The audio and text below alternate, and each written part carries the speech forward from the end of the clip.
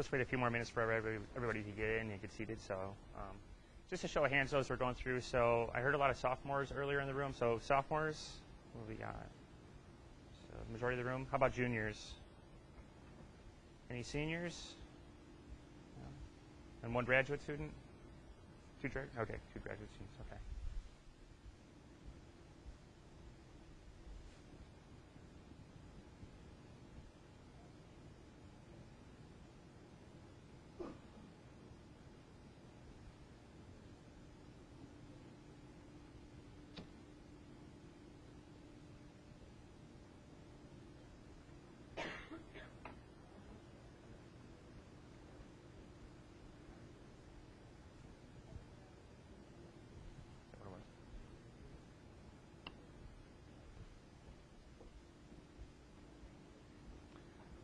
Okay, so good afternoon, everyone. Just going to be doing a presentation about interviewing today. So just to give you some background and introduce myself.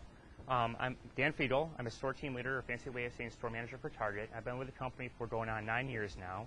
So I spent about 5 years as an assistant manager, and I was promoted to store team leader. Started out my first store assignment up in Syracuse, New York. And I've been down in the Charleston area over in the Southbridge store for just about a year and a half right now.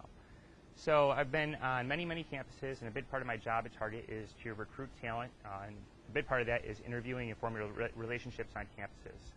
So I've probably been a part of, I don't know, probably 300 assistant manager interviews and probably a part of close to 100 store team leader interviews as well.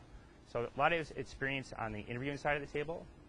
That's the better part to be on, the one that's asking the questions as opposed to having to answer all those questions. But I've been on that side too throughout the course of my career.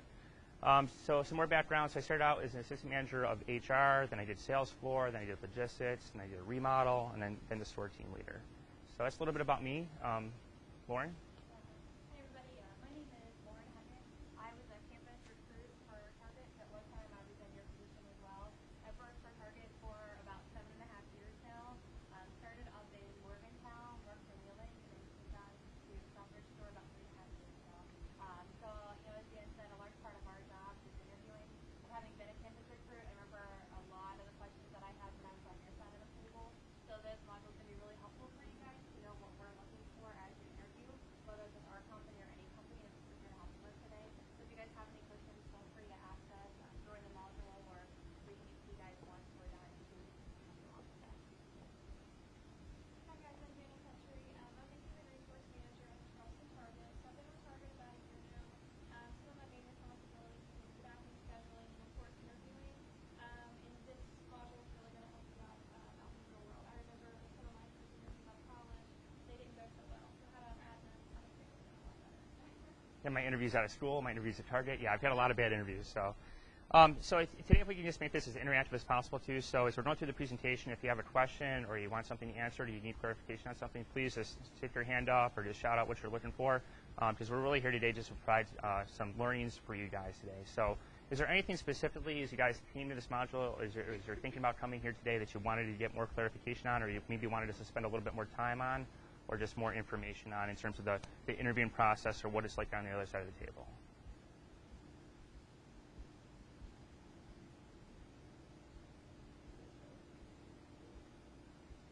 So I know when I interviewed, with questions I wish I would have known ahead of time is what questions to ask the employer. So when they say, hey, do you have any questions for me?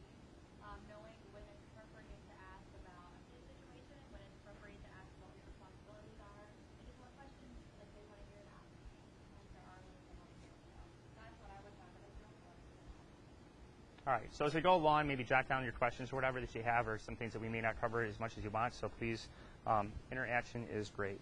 So what is the point of an interview? Any thoughts on that, guys? Okay.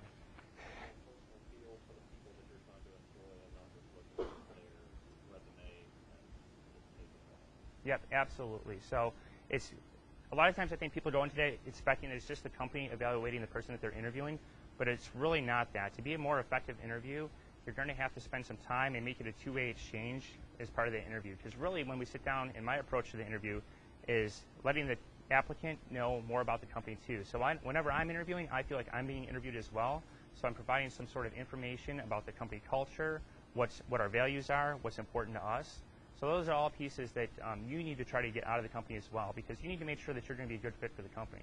I think sometimes when we go through the application process or the job hunt process, I know especially when I was in school, I had an idea of the companies and the places that I wanted to go work for. But as I did more research and I spent more time with those people, those companies, it wasn't necessarily lining up with what my goals and interests were. So that's really an important part of that as you go through that interview process to figure out some of those things either through your questions, the questions they asked you, or even the tone or the pace of the interview. You can also send some messages for that too. Okay. All right. Is this on? Okay.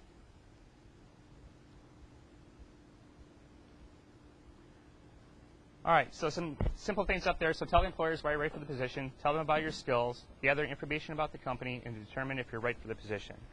I think that last piece is one of the things that is most important, especially coming off campus and onto the into the job world, is determining if you're right for the position and right for the store. Not right for the store, but right for the company. So prepare yourself. There we go. Any thoughts on what would you need to do before you actually go to the interview? Anything at all? Research the position that you're applying for, the company. Okay. Maybe even the interviewer. Okay. What else? What are some other thoughts out there?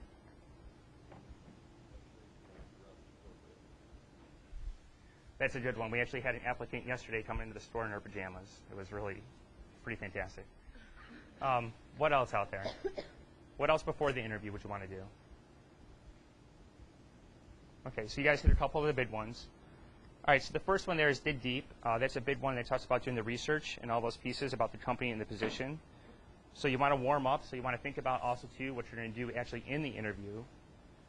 Build your case, so putting together what you're going to talk about and some of the bigger stories that you're going to present to your future employer. Knock their socks off, and finishing moves. So what you're going to do actually after the interview as well. So let's dig into those pieces a little bit more. So digging deep. So do your research. So where are some places that you could do your research from before the interview? Your website. Okay, so company websites. So almost every employer that you're going to go to is going to have a big website and lots of information on there. I think if you look at any major employer, this is probably going to give you the most ammunition that you need for the actual interview itself. So I know Target has a huge website. Any big employer is going to have that pieces on there. So the company culture, the expectations for the position, the skills and abilities that you need are all going to be on there. So you're going to be able to kind of look back at your career as a student or as a employee at previous organizations, or your ability to relate back your things that you've done on campus through different organizations and everywhere else to apply back to that situation or the skills that the employer is looking for. So that's really huge. Also, too, it gives you a great example of what the company's values, objectives, visions, and goals are. So that's really important for you as well, because I think sometimes you want to make sure that you're aligning yourself with your interests in the company, and that's going to make you much more effective as an employee for them. It's also going to give you more satisfaction when you actually start your career with them as well. All right, so it allows you to discover what the company is looking for and helps you to formulate good interview questions.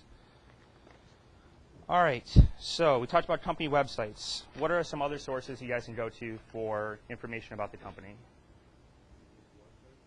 People who work there. That's an excellent one. How would you do that?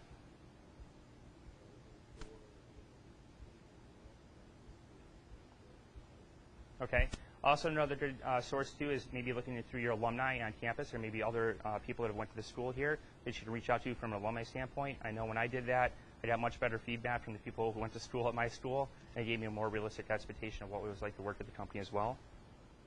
So newspapers and magazines, people you know who work there.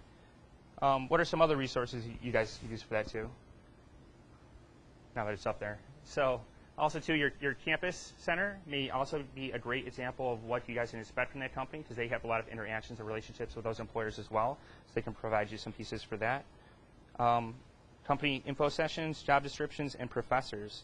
So those are all pieces you guys can look out for and use to get some more of that research for the company.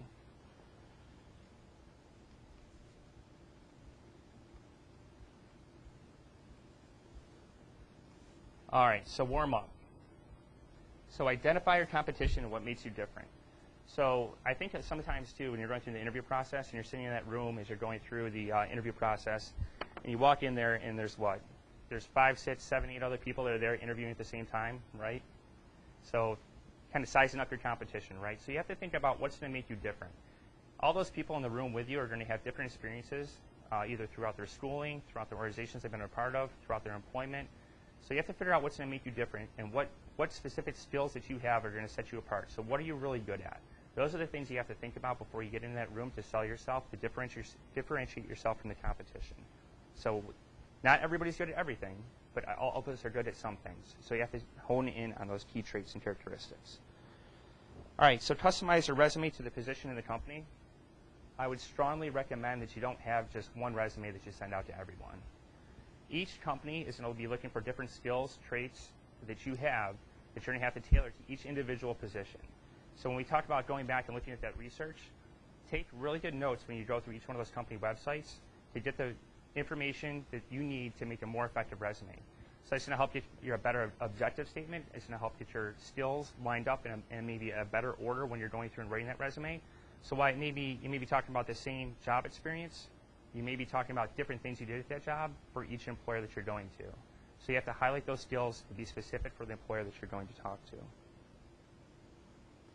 All right, and then this is probably the most important piece here. So you want to develop and practice 4 or 5 60-second power stories. So those power stories are to be based on. All right, so all these characteristics up here, regardless of what company you're going to go work for, who your employer is, what your field is, it's not really going to matter. These are all pieces up here that any employer is going to be looking for, that you're going to be able to have those skills and be able to share examples with them of times where you've demonstrated those characteristics. Okay, so times where you've demonstrated drive, initiative, persuasiveness, good judgment, analytical skills, leadership, responsibility, communication skills. So every employer is going to be looking for those characteristics from you. Like I said before, you're not going to be great at all those things. I know I'm not. But there's 4 or 5 on there that I'm pretty decent at. So I have to come up with power stories, I call them power stories, that can highlight those skills and abilities for you and frame them in a 60-second kind of commercial. Okay? So each one of those traits can pretty much be used as an answer for any type of question that the employer is going to ask you. So I mean, just some basic examples of questions. So tell me about a time you organized a project, right? So that's a pretty simple, easy interview question. So you want to talk about your analytical skills. You want to talk about your communication skills. You want to talk about your drive to get the project done on time.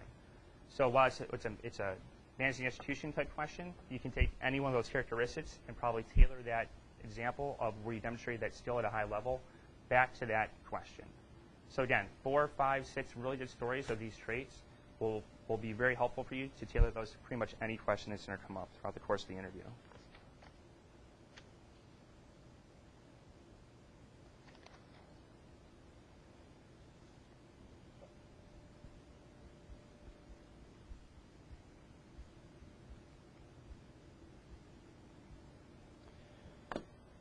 Okay, so we talked about traits. So all these traits up here are things that, again, employers are going to be looking for. So it gives you a little bit more of an in-depth look of what they're going to be looking for. So they talk about, so what is leadership? What does leadership mean? So ability to motivate others and push projects along even if you aren't formally in charge. So who's the boss or a manager of your employer right now? Is anybody like the boss or the manager anywhere? No, probably not, right? Because you guys are still in school.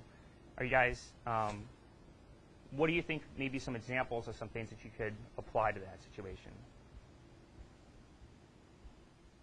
If you want to talk about being the boss or being in charge. Okay, so is there an example you guys could provide from either your school or your current employment where you could think of a time where you've had to be in a leadership role? Class project. Yep, absolutely. So we hear that answer or example a lot of times on campus. So you have to think about these things in your different experiences that you've had that will apply back to these things. So while you may not be the boss of something, you've certainly been in a leadership role either throughout a class project. It could be a fraternity or sorority that you're part of. It could be a campus organization that you run or that you're a secretary or a treasurer for, or you've held a fundraiser for a different group. So there's a bunch of different things that you can do or tie back to these questions for each one of these traits from the experiences that you've already had.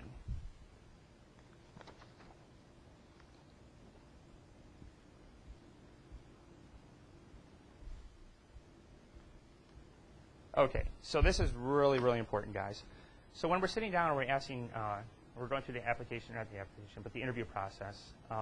So usually on a typical day, the employer is not going to have just one interview. They're going to be doing interviews with many, many candidates throughout the course of the day. So typically when we do them, it's between 8 and 10 interviews throughout the course of the day, and it takes about 8, 9 hours to go through all those interviews. So that's a pretty tough day for the person on the other side of the table to go through from a recruiting standpoint to keep track of everything that we're hearing from the candidates. So some good advice in the way I would try to frame your answers and get used to doing that is you have to basically lay out your answer in 3 different sections. So you have to talk about the situation, your action, and then the result from it. So I call it the STAR technique. So situation and task, action, and result. When you're going through and doing this, you have to be pretty specific and you have to be brief and concise. So situation. You want to make sure that you're telling the employer exactly what the situation was, but with not too much detail. Anytime you go beyond roughly 60 seconds to a minute and a half of their answer, you're probably going to start to lose their attention at that point. So probably about 15 to 20 seconds on setting up your situation. So just an example. Tell me about a time you managed a task or a project or organized a project. They're not going to be concerned about, I took management 301 and here's the course syllabus and here's how many hours it was and here's the credit hours for the class. They just want to hear about the project that it was. So briefly what the project was. Okay? Then they want to hear about the action. And this is the most important part of the whole thing. So the action is the biggest piece of it. So whatever behaviors you demonstrated to talk about how you organize and manage that project is what we're really looking for. And that's about you. It's about you. So we're not interested in we, the group, or we did this, or we did that, or they did that. We need to hear about you. So we understand that on those projects that, yes, it's a team, and it's a group work and all that stuff, but we're not hiring the team, we're not hiring the group, we're not hiring them, we're not hiring they. We're really interested in your behaviors. Your behaviors that you demonstrated, that you talk about during the answer, is really what we're going to try to figure out with how does that behavior that you demonstrated going to apply back to our store, or back to our culture, or back to our company, and how is it going to get results for us? So the behavior portion of that question is really important. And please, please, please, just don't use we. Again, we're interviewing you, not the group. And then the last part is, so how did it turn out? So what was the result from that whole thing? So I know I've gone through and I've had some projects that have turned out great. You know, we get an A+ on it, the whole group gives high fives at the end of it, everything goes wonderful. I've had some projects where I don't get A's on them and things don't go wonderful and we don't get stuff done on time. So is it okay to talk about both of those or just one of them? I wouldn't talk about failure.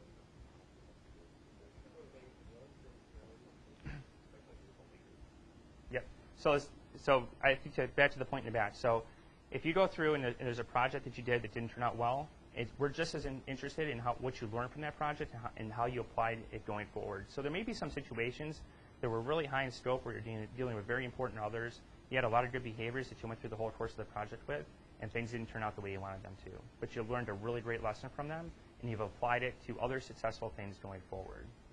So it's okay to admit failure in those situations, but if you just admit failure and not what you've done about it, that will be bad. So just what your learnings are and what your takeaways are from it. So great point.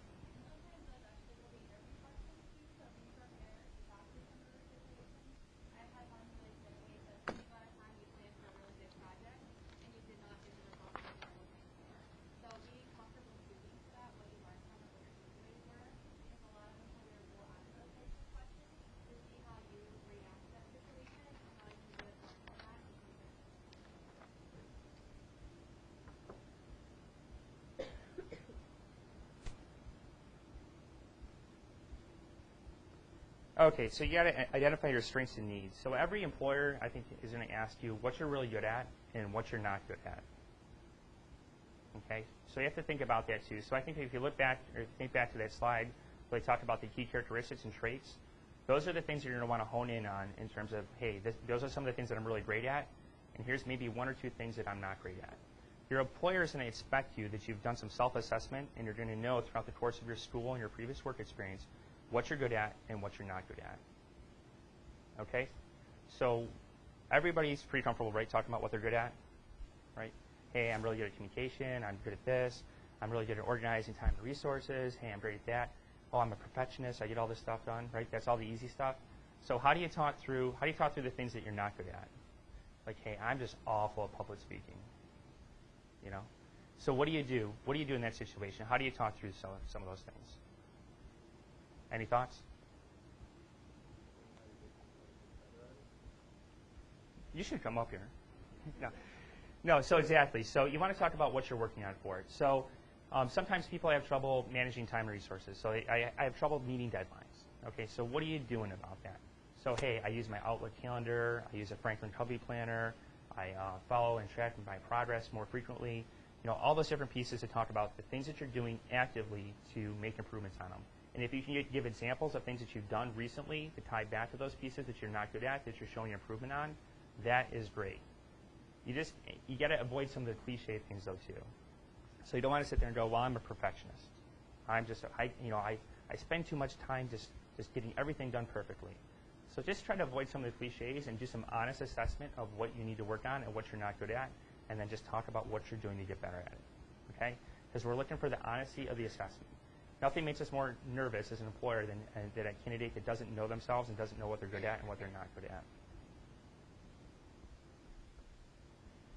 Okay, so I like to talk about this as the elevator speech. So the first part of the interview is you're going to sit down and have a chance to talk about yourself. We always do that, right? So I'll sit down, almost like today, and introduce myself, tell you a little bit about myself, a little bit about my history, my personal, professional education. So I'll go through those three things, and you're going to have a chance to do the same thing too. So you have about 60 seconds to go through that whole portion. So I like to think about it is, so if you had a chance to run on an elevator, well, I said Greg Steinhoffel, my CEO. So what would I want to talk about with Greg Steinhoffel, my CEO, if I had 60 seconds in that elevator with him? And again, I would try to break this section down into three different parts. So what do you do? What's your school look like? Like, how did that go? What's your employment look like? How did that go? And then what do you do outside of work? So break it down to those three sections, 15, 20 seconds on each section, and I probably wouldn't go much beyond that.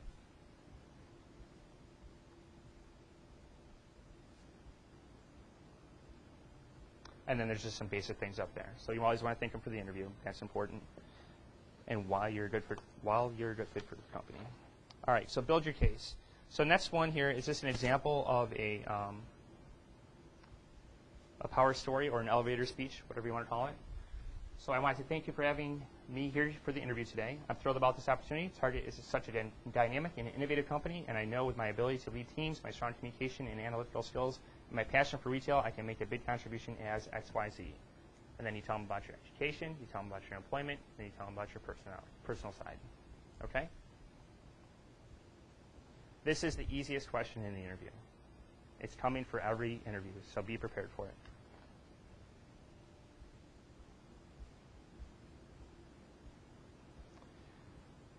Okay, so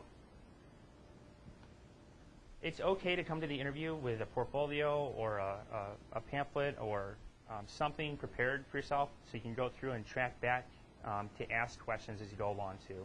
It's also okay, I see a lot of candidates now, they bring in a notepad and take notes down every once in a while throughout the course of the interview so they can ask a follow-up question for yourselves later on.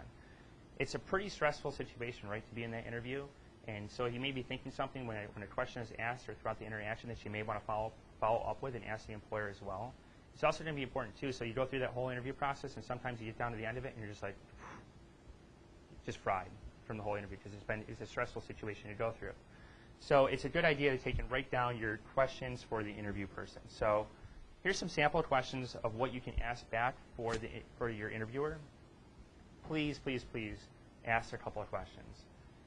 It's very concerning to us when we sit down and go through that interview process and the candidate doesn't have any questions for us at the end.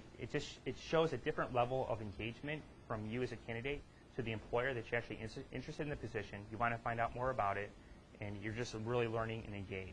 If you don't ask the questions, that's a pretty big gap for us at the end, even though the interview may go great. And it's okay as you go through because you may have multiple interviews on the same day or multiple interviews within the same organization. It's okay to follow up and ask the same type of questions or to dig a little bit deeper with those questions. All right, so some sample questions. So what are the duties and responsibilities of the position? This one, hopefully, you're already going to know, though, before you get to the interview. Okay? That would be one I probably wouldn't recommend asking. So what does a typical day look like? I get that question all the time, and that's going to be a great way to figure out how you're going to fit in that organization and if you can kind of see yourself in there. So what do you like best and least about the organization or about the company? I think that's a great question because it engages in some open and honest communication back and forth, and that question will probably lead to a great dialogue between you and your interviewer. How would you describe the culture, and what kind of training might I get for this position? That's pretty important too because you never know that the training for the position may be not at that location, maybe in a different area, different city, different market. So those are all important questions to ask as you go along through the process.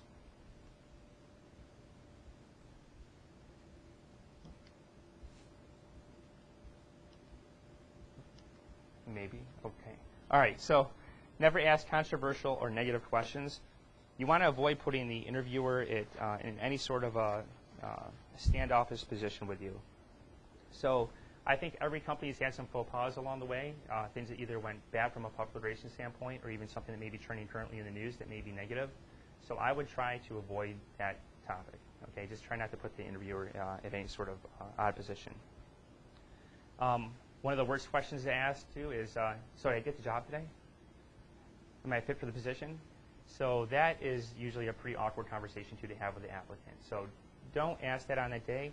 You will certainly know within a couple days whether or not you got the position. You're just going to have to wait a little bit. So please don't ask that question. And then again, basic things you should already know about the company. So, I don't know. Hey, what's your logo at Target? Well, it's the bullseye. So, you know what I mean? Just basic questions like that. So really do your research and try not to look like you don't know or not interested in the company.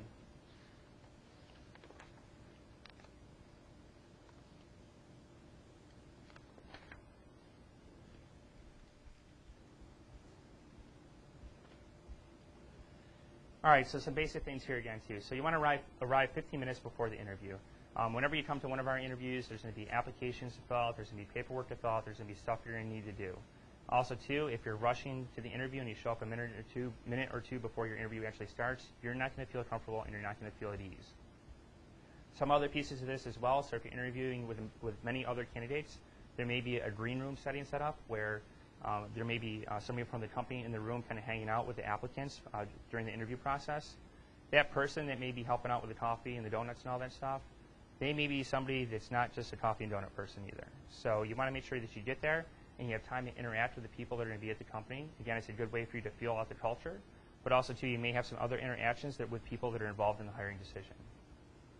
Very often we've gone through the interview process and people that have been out in we call it the green room with the candidates have had feedback for us on what the person was like out in the area that they were interacting with the other applicants. So that is very much a part of the interview, and don't underestimate the importance of anybody that you're interacting with at the company. All right, so start strong. So whoever's interviewing you is probably going to make the decision in about the first 4 minutes of whether or not you get the job or not. Okay, so the first 4 minutes. So that's something to think about. So you've got to hit the ground running when you go through that interview process. You can't come out of the gate slow. So what, you're going to have about the first minute and a half, 2 minutes probably. It's going to be your elevator speech, right? So you own that. So you're going to have all that prepared. So the first half of that interaction with that employer, you should already have a home run for half of that. So you just got to make it through the next 2 to 3 minutes, right? So start strong with that. All right, so smile. So smiling is important, right? All of us have moms and dads that like our smiles, right? So the employers don't like your smile too. It shows engagement. It shows energy. It shows enthusiasm. Sometimes you're sitting there and you're going through the interview process and you're talking through and you want to be professional. You want to be really serious. You want to do all those things. But it's also important to show personality with the smile, the energy, and enthusiasm from it. So make eye contact as well. That's a huge piece of it. You can't be staring up off into space. You can't be looking down at your portfolio. You can't be distracted. You can't be doing all those things. You have to look at the interviewer. You have to smile, and you have to be genuinely engaged in the conversation. I know these are all basic things, but sometimes when you're nervous, it doesn't always happen, okay? All right, so we talked about this earlier. So please, no pajamas. It's bad, okay? So men, suit. You wear a suit to an interview. Okay, suit, tie, jacket, pants, shiny shoes. Okay? Women, suit or pressed dress shirt, so whatever you feel is appropriate. I know it's a little, you guys can answer that question, but. So I wear a suit, but I don't wear a dress. All right.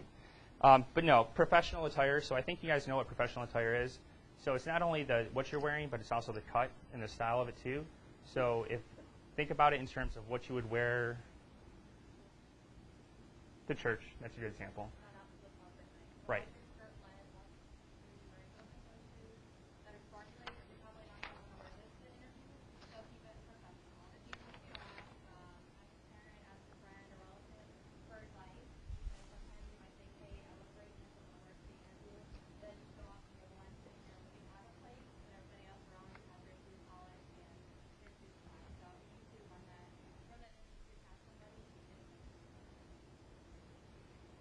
All right, so just some other real basic stuff here too. So this next one says listen up.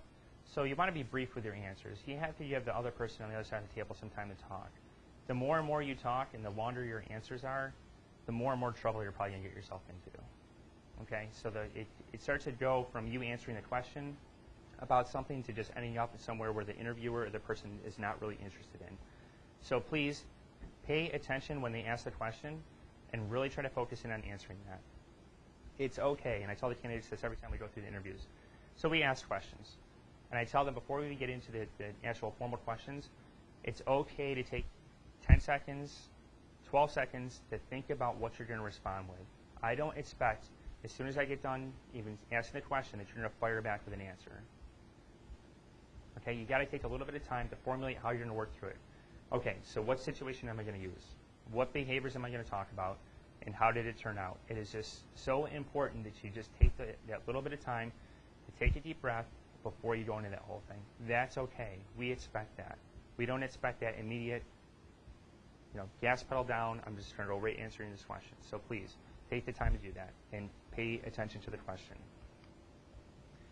So stick to your stories. So you've gone through and you've prepared these 5 or 6 situations that you've thought about that show great communication, that show great organizational skills, that show your ability to lead others. So during that interview, you want to use those, okay? So that is not the time to start to go through and try to reformulate and create new answers. You want to stick to your stories, okay? You want to think about the question, think about those 5 or 6 things that you've thought about, and try to relate it back to the question, okay? If you start to stray, they'll probably redirect you, but try to stick to those stories. If you don't, that's where you're going to become not brief, and you're going to start to run off topic, and you're going to start to get yourself into trouble. All right, so tell your stories with enthusiasm. So you can't sit there and go, yeah, one of the things I'm really good at is showing enthusiasm and energy. And there's no smile, there's no eye contact, and all that stuff to go along with it. So your words have to match up with your actions during the course of the interview. You have to demonstrate those behaviors. So you have to do it with enthusiasm. It can't be monotone. You have to show some inflection in your voice. Okay, you have to use proper grammar and all that stuff as well during your interview. So tell stories with enthusiasm and ask your questions at the end. All employers are going to expect that there's going to be some time, 5 or 10 minutes at the end of the interview, for you to ask questions as well. We build it into our interview schedule. So please ask your questions at the end, and they may even inform you that at the beginning of the interview. Please hold all your questions to the end.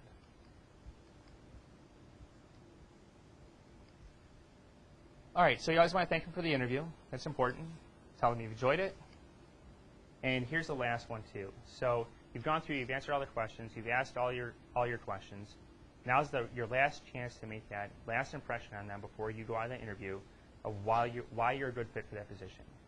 So if there's things on the table or some of those stories that you had created before you even went to the interview that you didn't have a chance to tell, or characteristics or leadership behaviors that you weren't able to talk about, that's a great time to maybe throw some of those things in there.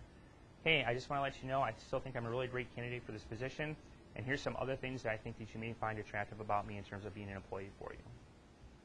It's that last-ditch sales pitch, okay? So think about being a car salesman right before that person walks off the lot and they didn't buy a car. What do you want to say to them, okay? Because you need that one last sale to make your quota. So just think about that before you go. Always ask about decision timing. That way you have a realistic expectation of how long it's supposed to be before they're going to get back to you. And it also gives you a realistic time, if you don't hear back from them, to reach out. Because if you don't hear from them, it's okay So if they say, hey, you should hear something back in 3 to 4 days, and, and it's been 5 days, it's okay to shoot that email back, okay? Or get back to the person that interviewed you. And how would you do that? Well, you need their business card, right? You need the key contact information. So everyone should have a business card with them, and that's how you're going to reach back and get that email for not only the follow-up from the interview, but also for your thank you note as well back to them. And then shake hands. I think that goes without saying. All right, so send thank you notes within 48 hours. I think pretty much every thank you note I get now is always directed back to my email. That's perfect. I think everybody now is very comfortable with that. And I think employers are expecting that from the candidates. So a thank you note through the email is more than appropriate.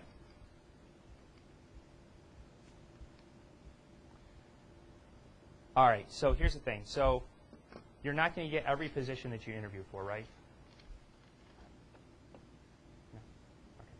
You probably won't. So there's going to be some interviews that you go through, and you're not going to be offered a position from it.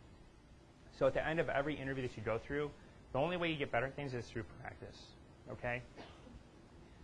So that starts out, too, from even when you go through the interview process and the prepping for yourself. So you want to think about what you would do differently, how things went, and you want to honestly evaluate your performance throughout the course of that interview. And also translate that back to maybe anybody that you practice with before the interviews. Because I highly recommend, before you actually sit down and go out and interview with anyone, that you're going to spend a lot of time practicing and answering questions with people, okay? I think a lot of the times when we go through and we interview prep, we think about how we would answer a question, and we write it down, we think about it in our heads. But I think sometimes when you actually sit down and actually vocalize or say how you'd respond to the questions, it comes out a lot different. So whether you're practicing with somebody that's a friend or a relative, whether you're videotaping yourself, whatever it is, you've got to practice those things. And you've got to do that. You get feedback from somebody that's going to be tough and honest with you. And then also, too, you can see how that translates back to the actual interview and how you did and how you didn't do. But this is a great checklist of all the things that you would want to do after the interview and to help set yourself up for the next one, or set yourself up for the next one.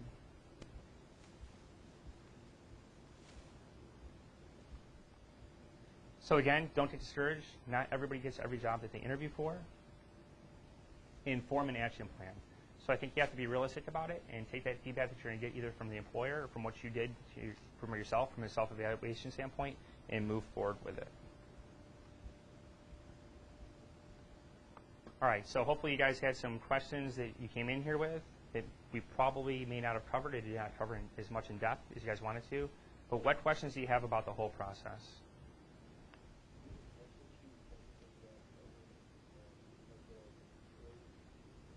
Yep, so everyone that comes in, we have 3 different interview packets.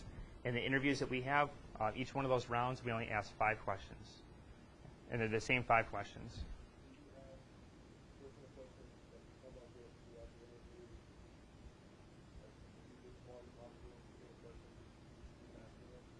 No, so here's the deal. So we have to be very stringent about the questions that we ask, and we have to be very consistent throughout the whole process too.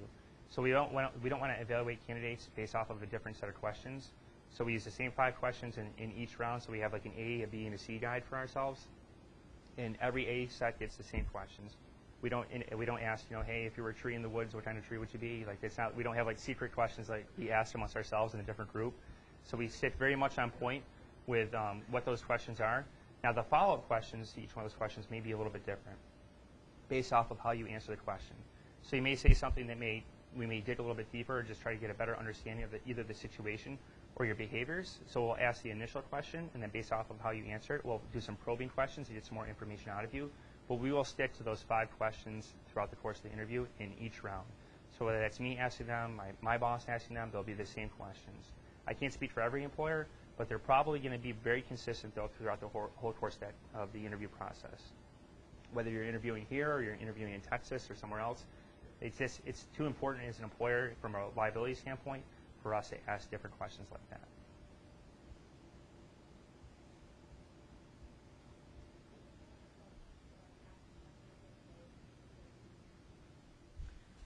You can ask the salary as you go along throughout the process. I wouldn't necessarily do that during the first round of the interview, but you can ask that as things move along and things progress. Right. Yeah, because the hiring decision probably won't be made on the first day or the first interview. You'll probably get through the frontline managers at that point, and then there's probably going to be the senior leadership on the second or third interview that would interview you, and they'll start to give you some of the information as well. Also, too, probably a good source to do that through, too, is so if you're working with a recruiter for the company and not necessarily the person that you're interviewing with, the recruiter would probably be a great person to ask some of those questions for. So the person that collects your resume, the person that's setting up your interviews and that piece of it, they can be somebody that you can ask for a salary range. They're probably not going to give you the specifics of it because it's going to vary either by geography or your experience. So, but the recruiter is a good source for that, and probably the second or third round of the interviews is another great spot for it. But they'll give you that information when they make the offer. So you're going to know about the company, you're going to know if you're a good fit or not, and then they'll go through the salary negotiations. And it's a negotiation, it's an offer. So it's not necessarily something that you have to take either. So I think sometimes I would just say from previous experience, you would want to try to get as much as you can and be realistic about it, but it's just an offer that they're making you. So it's, you know, when you offer on a car, you're offering something a little bit lower. They're going to probably offer a little bit lower and try to see what they can get you for. So it's a negotiation as well for that.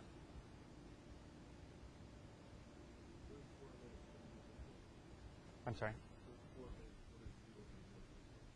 Well, I'm trying to get a feel for what you're about, your enthusiasm, your energy. I think those are pieces that we look for. I'm also looking for your candidness, your ability to relate well to others. I mean, it's a big piece of what we do at our store. So, you know, all of the things that we do at a Target store really is about leadership. So I'm trying to see if you can communicate well, can you relate well to others, can you form a connection with other people in a short period of time. So that's what I'm looking for during the first 4 minutes.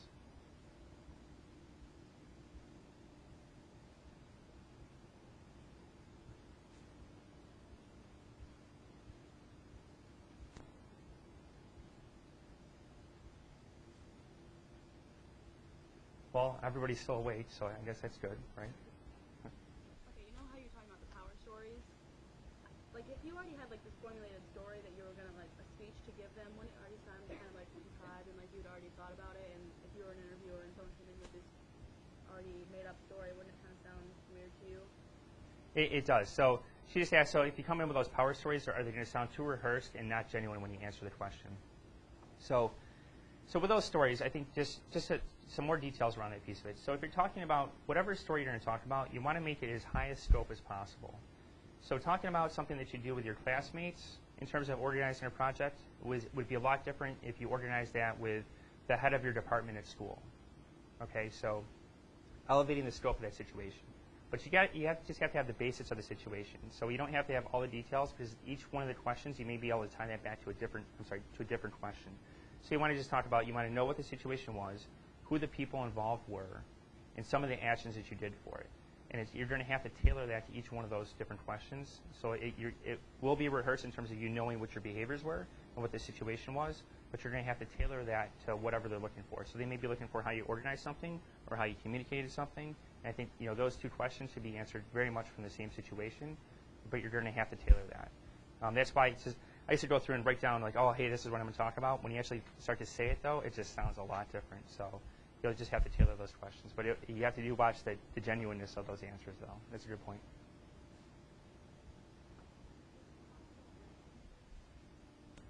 References. Typically, we don't do a lot with that at the store and when we interview candidates. So the reference portion, either from the resume, we don't get really too involved with that. So we go based off of the interview process, and we do a background check and all the screens and stuff from that, verifying education and all those pieces to it. But really, the references for us aren't a huge deal. Different professions would probably be important from a reference standpoint, though. I would agree with that.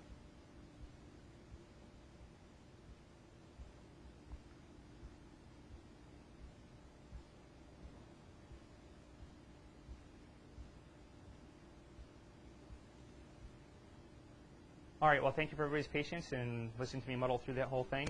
If you have any questions about interviewing or about Target or anything, we'll be up here for a little while if you guys want to talk to us.